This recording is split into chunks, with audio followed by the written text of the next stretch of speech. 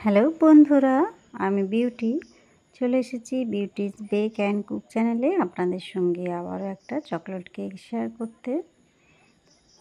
আমার কেক স্পঞ্জটা আমি প্রথমেই 3টে লেয়ারে কেটে ক্রিম দিয়ে ক্রাম কোট করে এটা ফ্রিজে রেখেছিলাম 15 মিনিট। তারপরে আমি এটা ফাইনালাইজিং করছি। এখানে আমি ক্রিমের সঙ্গে কয়েক ড্রপ পিঙ্ক কালার মিক্সড করে নিয়েছি।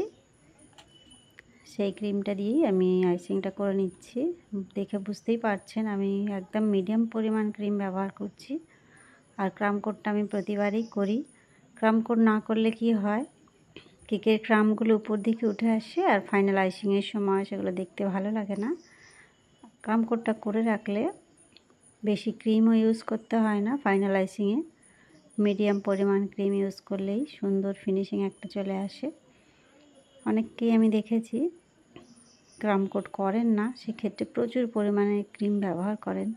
এক্ষেত্রে কি হয়, অনেক কাস্টমার আছেন যারা বেশি ক্রিম পছন্দ করেন না, তাদের জন্য প্রবলেম হয়ে যায়।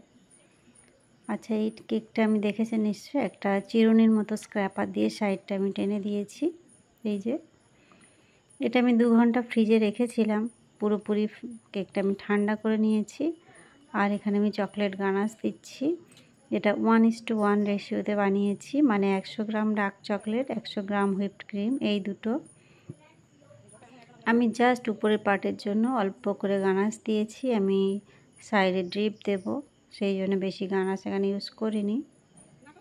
একটা স্পুনের সাহায্যে আমি সাইডটা ড্রিপ দিয়ে নিচ্ছি। এভাবে যদি অসুবিধা হয় তাহলে পাইপিং ব্যাগের সাহায্যে করবেন। স্পুনে এমন কিছু প্রবলেম হয় না অ্যাকচুয়ালি, জাস্ট ড্রপগুলো ফেলার সময় একটু খেয়াল রাখতে হয়।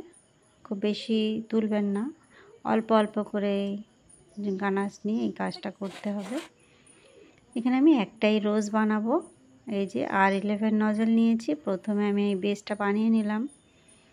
এই যে এটা হচ্ছে মাঝখানের কুঁড়ি যেটা থাকে সেটা প্রথমে বানালাম, তারপর আস্তে আস্তে আমি এটাকে দেখুন কীরকমভাবে একটা উল্টো সি বানাচ্ছি। জাস্ট যেখানে শেষ করছি তার আগে থেকে শুরু করছি।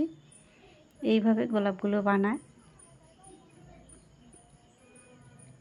আমি ফুলটা বসানোর আগে একটু ক্রিম দিয়ে নিলাম, যাতে ফুলটাকে আমি প্রপার জায়গায় বসাতে পারি এবং ফুলটা যেন একটু উঁচু থাকে, ফ্ল্যাট না হয়।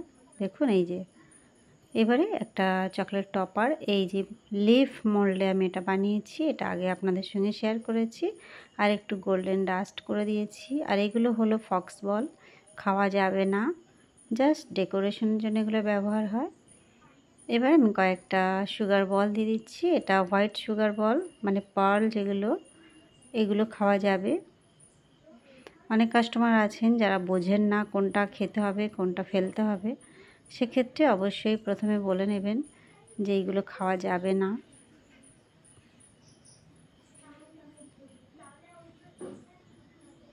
ব্যাস ডিজাইনটা আমি কমপ্লিট করে ফেলেছি। খুব বেশি আমি এখানে করব না, সিম্পলের উপরে একদম। এখানে আমি ক্রিম দিয়ে নামটা লিখে নিচ্ছি। ক্রিমটা একদম স্মুথ থাকতে হবে। এই যে আমার কেকের ফাইনাল লুক বন্ধুরা, কেমন লাগলো? ভালো লাগলে বা একটু হেল্পফুল মনে হলে অবশ্যই একটা লাইক করবেন, চ্যানেলটা সাবস্ক্রাইব করে রাখবেন। আমার চ্যানেলে বিভিন্ন ধরনের কেক ডিজাইন আমি ডেইলি নতুন নতুন শেয়ার করি, সেগুলো দেখতে পারেন। Bye bye.